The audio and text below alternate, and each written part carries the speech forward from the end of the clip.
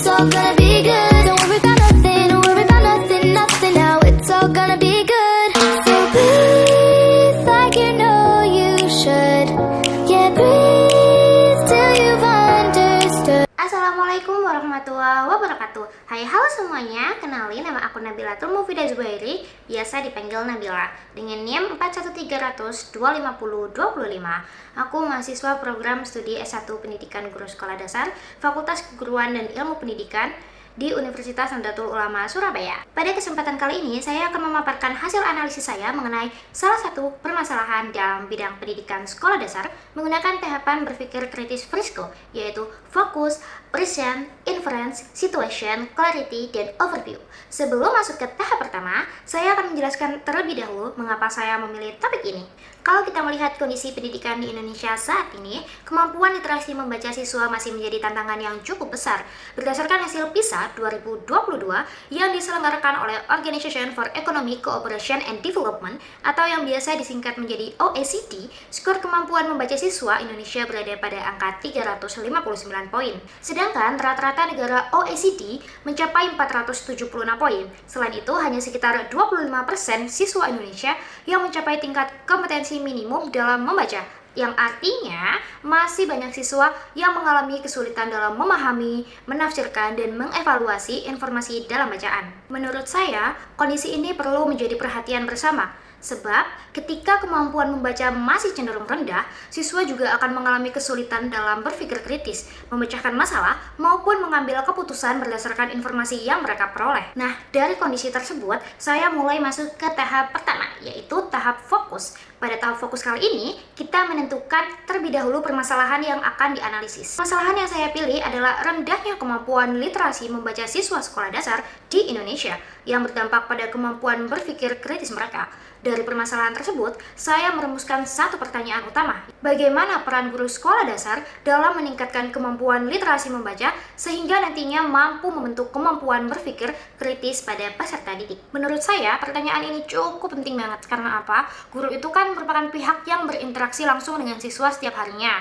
Oleh karena itu, guru juga memiliki kesempatan yang besar, bahkan cukup besar, untuk menumbuhkan budaya literasi sejak usia sekolah dasar. Nah, kalau permasalahannya sudah ditentukan, langkah berikutnya adalah mencari penyebabnya.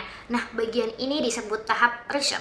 Menurut saya, rendahnya literasi membaca tidak hanya disebabkan oleh rendahnya minat baca pada siswa. Ada beberapa faktor lain yang turut mempengaruhi seperti pembelajaran yang masih berorientasi pada hafalan, lalu metode pembelajaran yang kurang bervariasi, serta perkembangan teknologi digital yang membuat anak ini lebih tertarik untuk mengkonsumsi konten singkat dibandingkan membaca bacaan yang lebih panjang. Jadi, menurut saya, menyalahkan siswa saja sangat-sangat bukan solusi.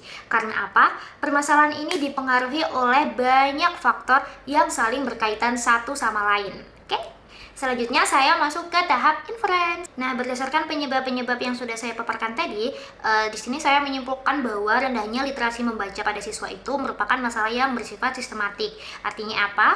Artinya penyelesaian ini tuh tidak dapat dibebankan sepenuhnya kepada siswa saja, tetapi memerlukan peran guru, keluarga, sekolah, pemerintah, dan tentunya masyarakat.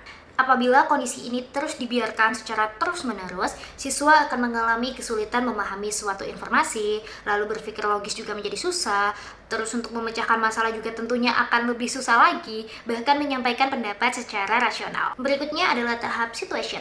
Pada tahap ini, saya melihat bagaimana kondisi yang terjadi di lapangan. Saat ini, pemerintah sebenarnya telah berupaya meningkatkan kualitas pendidikan melalui kurikulum merdeka yang menekankan pentingnya literasi, numerasi, dan kemampuan berpikir kritis. Namun, implementasinya masih belum merata, tentunya ya.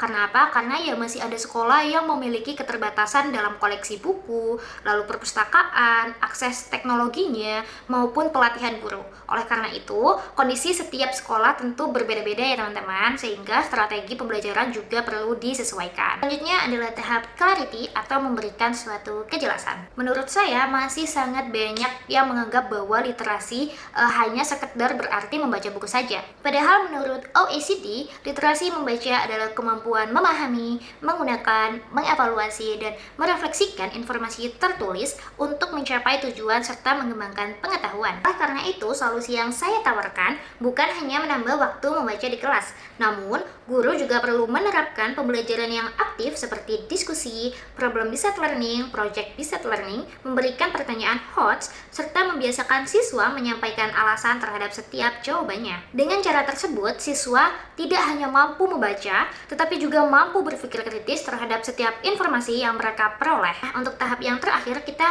berujung pada tahap overview atau peninjauan kembali. Berdasarkan seluruh analisis yang telah saya paparkan, saya lakukan, saya berpendapat bahwa rendahnya kemampuan literasi membaca merupakan salah satu permasalahan yang sangat penting untuk segera diatasi. Dan tentunya, argumen tersebut tidak hanya semata-mata berdasarkan pendapat pribadi saya saja, tetapi juga didukung oleh data PISA 2022 serta teori Robert H. Ennis yang menjelaskan bahwa berpikir kritis merupakan proses berpikir yang logis dan reflektif dalam menentukan apa yang harus dipercaya atau dilakukan. Yang artinya, apabila kemampuan literasi membaca siswa masih rendah, maka kemampuan berpikir kritis mereka juga akan sulit untuk berkembang. Sebagai calon guru sekolah dasar, saya sangat berharap nantinya saya tidak hanya mengajarkan siswa agar mereka mampu membaca saja, tetapi juga membimbing mereka agar mampu memahami suatu informasi, berpikir secara logis, juga tentunya berani dalam mengemukakan pendapat, dan mampu memecahkan masalah dalam kehidupan sehari-hari.